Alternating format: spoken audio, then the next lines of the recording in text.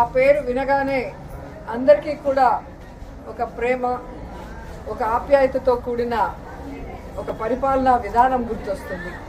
ఎందుకంటే పరిపాలనకి ఈరోజు మానవత్వాన్ని అద్ది ప్రతి ఒక్కరి గుండెల్లో చిరస్థాయిగా నిలిచిపోయారు వైఎస్ఆర్ గారు. అందుకే ఈరోజు ఆయన చనిపోయి 14 సంవత్సరాలు పూర్తవుతున్నా ఇంకా కూడా ఎవరు ఆయన్ని మర్చిపోలేరు, భవిష్యత్తులో కూడా మర్చిపోరు అని గర్వంగా చెప్పగలను. ఎందుకంటే ఈ రాష్ట్ర రాజకీయాల్లో పెను మార్పును తీసుకొచ్చి పేదవాడికి నేనున్నాను అంటూ ఆయన ఇంటి వద్దకే అన్నీ కూడా తీసుకొచ్చి అందించిన ఘనత వైఎస్ఆర్ కుటుంబానికే దక్కింది. ఎందుకంటే వాళ్ళు ప్రజల్ని తమ కుటుంబ సభ్యులుగా భావిస్తారు, అభిమానిస్తారు. వారికి ఏదైనా అయితే అది తమకైనట్టుగా తల్లడిల్లిపోతారు. కాబట్టే ఆ కుటుంబం అంటే అందరికీ కూడా మక్కువ. కానీ రాజశేఖర రెడ్డి గారు ఏ విధంగా అయితే తన పాదయాత్రలో ఒక ప్రభంజనాన్ని సృష్టించారో, ప్రజల కష్టాల్ని, రైతుల కష్టాల్ని, ముఖ్యంగా పేదవాడి కష్టాన్ని దగ్గర నుంచి చూసి అవన్నీ దూరం చేయాలి అని ఒక నిర్ణయం తీసుకొని ముఖ్యమంత్రి అయిన తర్వాత ఆయన చేపట్టిన అనేక చారిత్రాత్మక నిర్ణయాలతో, సంక్షేమ పథకాలతో మరి ప్రతి ఒక్కరి గుండెల్లో కూడా ఈరోజు నిలిచిపోయారు. ఈరోజు హాస్పిటల్లో మరి సేవా కార్యక్రమాలు చేయడం జరుగుతుంది వైఎస్ఆర్ గారి జయంతి సందర్భంగా. సో 108 ఎంతో మందికి ప్రాణదానం చేశారు. అలాగే ఆరోగ్యశ్రీ ఎంతో మంది కుటుంబాల్ని ఈరోజు నిలబెట్టిన ఘనత వైఎస్ఆర్ గారికే దక్కింది.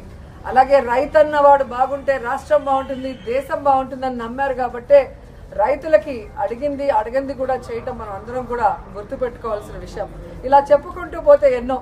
అందుకే వైఎస్ఆర్ అంటే ఒక బ్రాండ్, ఆయన ఒక లెజెండ్. సో రాజశేఖర రెడ్డి గారు మనకి కనిపించకుండా పోయిన తర్వాత అందరూ కూడా తల్లడిల్లిపోయాం. రాజన్న రాజ్యం లేకుండా ఎలా బ్రతకాలి, రాజన్న లేకుండా మనం ఎలా ముందుకు సాగాలి అని ఎంతో మంది భయభ్రాంతులకి, అలాగే బాధ తప్త హృదయంతో చాలా మంది ప్రాణాలు కూడా విడవటం మనం అందరం కూడా చూసాం.